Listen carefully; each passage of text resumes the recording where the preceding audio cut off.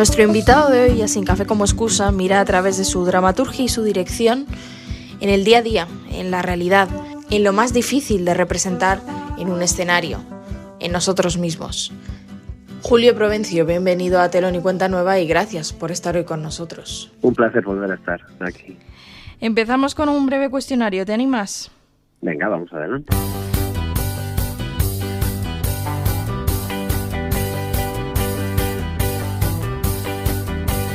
Una película para no olvidar.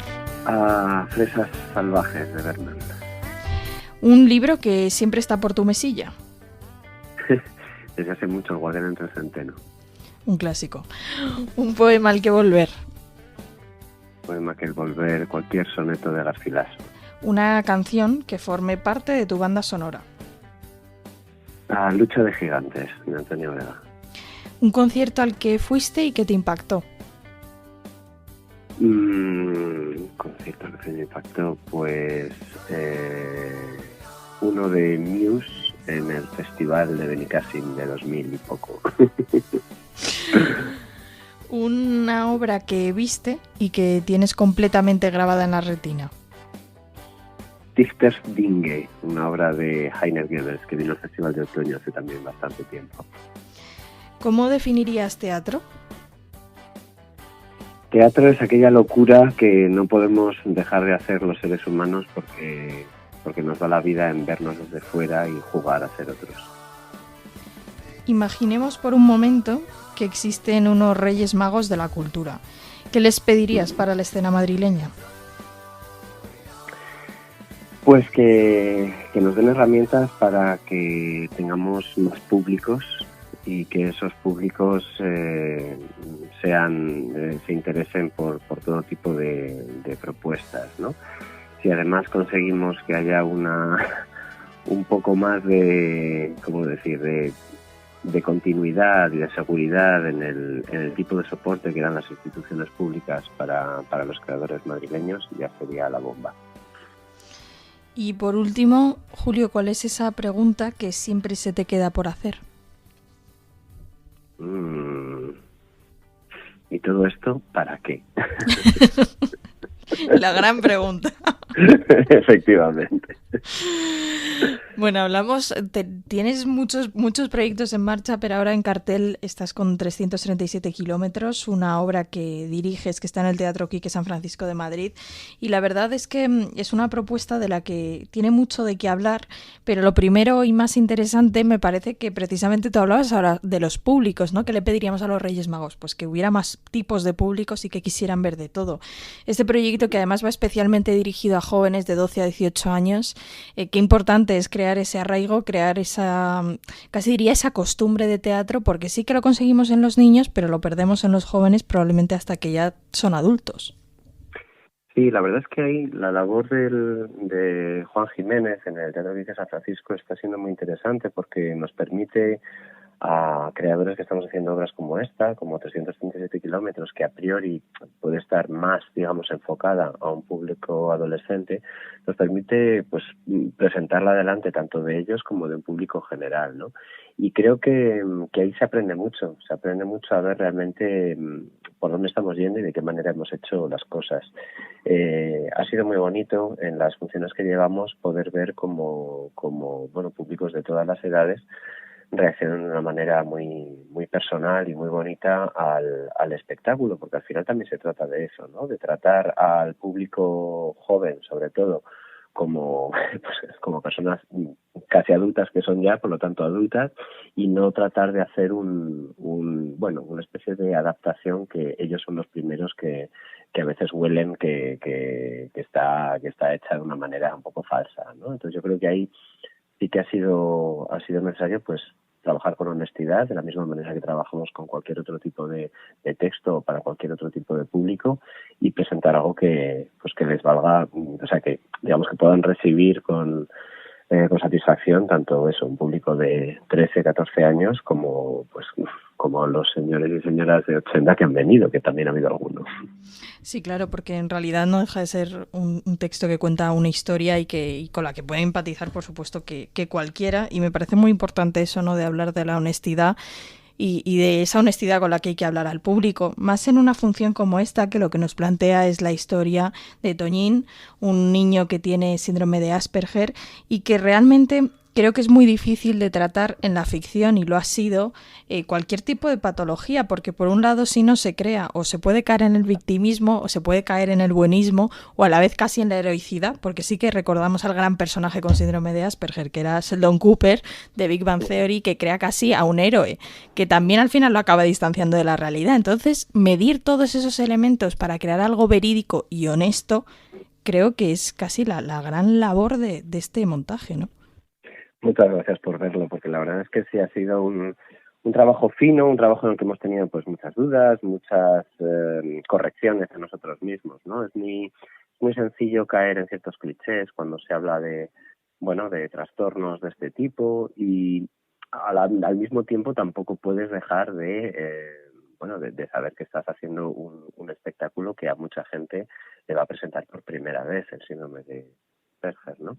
Entonces hay que moverse en una línea muy fina entre crear una cosa muy particular con la que hay que ser, pues como decías tú, ¿no? Muy honestos, muy concretos, pero al mismo tiempo saber que estamos hablando de algo grande, de algo que, bueno, que habrá gente que quizás no se sienta representada a pesar de tener este trastorno, de haberlo tratado habitualmente. Entonces, bueno, hemos intentado tener ese cuidado también a la hora de pintar al personaje, con el actor, con Néstor Goenaga, para intentar no pasarnos de ninguna de las cosas. Ese equilibrio es precisamente lo que predomina en la función, que hablamos de un padre que casi se reencuentra con su hijo porque los padres se han separado. Para poner un poco en situación, la madre se tiene que ir a un viaje, entonces el padre se tiene que hacer cargo del niño. ¿Qué pasa? Que lleva muchos años sin estar con él. Ya en realidad lo primero que vemos es el reencuentro de un padre con un hijo. Eso es, y al final la historia se puede leer simplemente desde ahí, quiero decir, a cualquier niño que no haya tenido cerca a su padre o a uno de los progenitores a lo largo de la infancia, ya simplemente el hecho de descubrirlo y de tener que aceptarlo le supondría pues un gran trabajo, ¿no? Y eso es ya un drama por sí mismo, y por eso yo creo que hay mucha gente que se está acercando a la obra sin saber qué es del tema del síndrome de Asperger y está entrando perfectamente a través de esta historia. Y al mismo tiempo pues se une el hecho de que el niño Tonín tiene este trastorno de nacimiento, con lo cual es verdad que las situaciones, las peripecias, los cambios en la vida diaria que van ocurriendo pues están matizados, tocados por ese Asperger. Sí, es verdad que vemos en el fondo a esa familia, incluso a esa expareja, que la madre le recrimina al padre: ya es que tú aquí no has estado, no has aparecido, entonces ¿qué pretendes? Que vas a llegar a hacer migas desde el primer momento, ¿no? Ya vemos ahí esa familia que, como otra cualquiera, se va echando en cara los unos los otros, con los abuelos, se ayudan, se apoyan, también sacan un poco los trapos sucios de la familia, y vemos a esa familia intentando organizarse en torno a una situación concreta, pero es verdad que vemos a una familia a la vez muy unida, ¿no? Claro, a mí lo que me gustaba además de este proyecto, del texto de Manuel Benito, es que al final te permite crear una imagen de lo que es una red de apoyo, una red de cuidados, el tejido con el que cualquier familia necesita crearse y necesita desarrollarse, ¿no? Y en este caso, efectivamente, es una red en la que ha faltado una parte esencial, una parte que tiene una responsabilidad total, como es el padre. Y gracias a que él vuelve, lo que nos permite a los espectadores es ver cómo ha sido hasta ahora, ver cómo se ha funcionado, de qué manera se han organizado no solo las horas de la comida y quién cocina, sino también cómo se organizan los afectos, de qué manera la confianza se ha ido generando con unos o con otros de una manera distinta, y entrar en esa vida cotidiana que muchas veces en el teatro pues puede resultar, puede tratarse pues de un costumbrismo o de estar haciendo una obra quizás un tanto, antigua, te puede decir alguien. Sin embargo, creo que en este caso nos permite acceder muy claramente a cuál es la vida cotidiana, cuál es el día a día de una red de cuidados que, como te digo, yo creo que estamos en un momento en el que es muy importante poner en valor y analizar, ¿no?, de qué manera esto ocurre. Y es verdad que hay muchos afectos y hay mucha unión en muchos momentos, como tú misma dices, pero también se ven las fisuras, porque ninguna red es perfecta y en todo momento hay que achicar agua, ¿no? Así que me parece que también por eso el espectáculo es interesante, porque nos pone delante también un espejo de cómo nosotros hoy, en la sociedad en la que vivimos, 2022 ya, nos enfrentamos a la crianza y a la creación de unas redes de cuidado familiares. Sí, de hecho, vemos esas redes y sobre todo cuáles son las raíces y los arraigos de, en este caso, Toñín, que es nuestro protagonista, porque como cualquier niño sí que reconoce quién ha estado ahí, quién le apoya, pero en su caso que reconoce tan claramente cuál es la función de cada uno de sus abuelos, de cada uno de sus progenitores, que se define muy claramente. Ahí sí que vemos la importancia de la raíz y del arraigo de una forma casi más insistente, si cabe, que en la de cualquier otro niño. Sí, claro, él tiene esta cosa de aplicación pura de la lógica y de los roles de todo lo que ocurre a su alrededor, ¿no? Y quizás por eso se hace todo más evidente, se hace más evidente de dónde tienen que venir ciertos afectos, a qué hora tienen que ocurrir ciertas cosas, y hace que se ponga de relevancia eso, ¿no? Se ponga de relevancia toda la arquitectura que rodea el día a día de un hogar. Y la segunda gran protagonista diría yo que es la carrera espacial. Sin carrera espacial sí. no hay función. y casi que es el subtexto de todo de toda esta función en la que casi la carrera espacial es la que hace el padre hacia el hijo y el hijo hacia el padre. Y vemos esa carrera espacial que es algo que está tan mitificado y que casi seguimos casi sin entender cómo se convierte en la columna vertebral desde luego de la vida de Toñín y al final de toda la familia. Sí, además es algo que hemos intentado también tener presente en los diseños escénicos, ¿no? En el espacio, el espacio escénico de Geray González Ropero, que alude de alguna manera a una especie de órbita, ¿no?, de astros alrededor de esa mesa donde todo ocurre, que parece que es como el sol. También Juan Morales, desde la iluminación, ha intentado recrear un poco de alguna manera pues atmósferas que nos pudieran llevar allí. Yo con el espacio sonoro también he intentado apoyar esa idea, como tú dices, que está ahí en el subtexto del espacio, de la carrera espacial que apasiona a este niño y que al mismo tiempo se convierte en una metáfora palpable, ¿no?, de hacia dónde tiene que ir ese padre para redescubrir a su hijo.